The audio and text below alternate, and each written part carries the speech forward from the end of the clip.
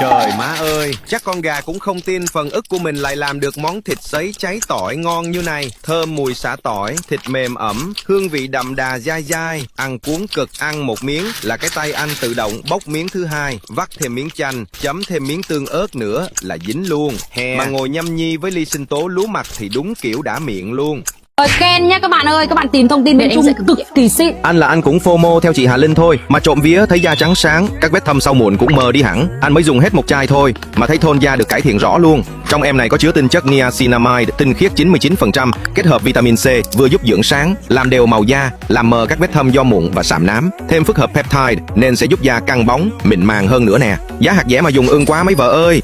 Đây rồi, không biết đây là lần thứ mấy tao mua cái chùm ruột sấy muối ớt của nhà này rồi. Tao ăn từ năm ngoái đến giờ mà vẫn chưa dứt ra được luôn á bay. Đứa nào mà hay mê mấy cái món ô mai chua chua cay cay thì không thể bỏ qua cái chùm ruột sấy muối ớt này được nha. Mới nhắc đến thôi là nước miếng tao chảy rồi tụi bay. Vị nó chua cay, mặn ngọt đủ cả cuốn cực kỳ. Ngồi nhâm nhi suýt xoa đã lắm. Múc luôn hũ 500g đi tụi bay. Ăn là mê là phê luôn đấy. Anh đã tìm ra chân ái cho mấy con vợ đêm nào cũng thức đến 2-3 giờ sáng lướt điện thoại, chạy deadline, sáng ngủ dậy mắt thâm quầng như gấu trúc. Anh cũng FOMO theo Hoa hậu Hương Giang thôi. Mà ai ngờ từ lúc dùng em mặt nạ mắt nhà Colourkey là anh thấy vùng da quanh mắt sáng mịn, đỡ nhăn nheo, mà trông có sức sống hơn hẳn. Thành phần niacinamide hỗ trợ làm sáng vùng da quanh mắt, kết hợp peptide và collagen thuần chay, giúp hỗ trợ làm mờ nếp nhăn và tăng độ đàn hồi cho da. Anh dùng một thời gian là thấy vùng da mắt được cải thiện rõ rệt luôn á, mấy vợ tham khảo nha.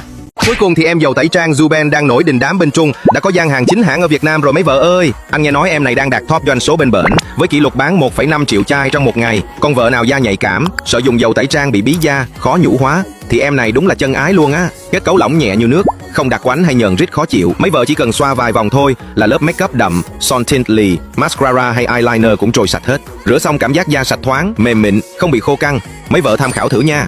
Hết mẹ cái hè rồi mới thấy. Còn 2 tuần trắng kịp trước khi đi học không mọi người. Dùng đi mày. Tao tắm hàng ngày thấy trắng hẳn lên đó. Girl support girl đi mấy bà ơi. Xin đánh giá công tâm, thật lòng từ các bà ạ. Có trắng thật nha. Dùng 1 đến 2 tuần sẽ thấy hiệu quả rõ rệt. Đó anh nói rồi mà mấy vợ đâu có tin. Trong em này có thành phần glutathione, niacinamide và chiết xuất sữa dê nên vừa làm sạch sâu, vừa hỗ trợ dưỡng sáng, làm đều màu da, cải thiện làn da xỉn màu. Anh dùng 2 tuần là thấy da bật tôn rồi á. Mấy vợ tham khảo nha.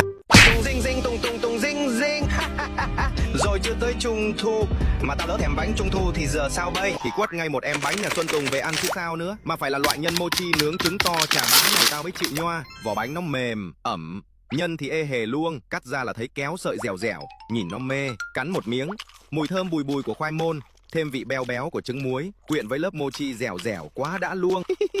Đứa nào có niềm đam mê với bánh Trung Thu như tao thì để ý giỏ hàng góc trái. Ôi các con vợ có nhớ bao lâu rồi mình chưa thay bàn chải đánh răng không? Thực ra nếu để bàn chải quá 1 đến 2 tháng không thay thì sẽ rất mất vệ sinh, đánh răng cũng không còn sạch nữa, thậm chí còn làm tụt viêm níu chân răng. Anh mới tìm ra loại bàn chải này, lông mềm 0.18mm, đầu lông thiết kế 3 tầng hình núi nên ôm sát bề mặt răng và kẽ răng hơn. Phần lông mềm giúp chải nhẹ tay, cảm giác dễ chịu với níu, còn đầu chải khá rộng nên mỗi lần chải cũng nhanh hơn. Cầm vừa tay, đóng gói riêng từng cây nên bỏ túi mang đi làm hay đi du lịch cũng tiện.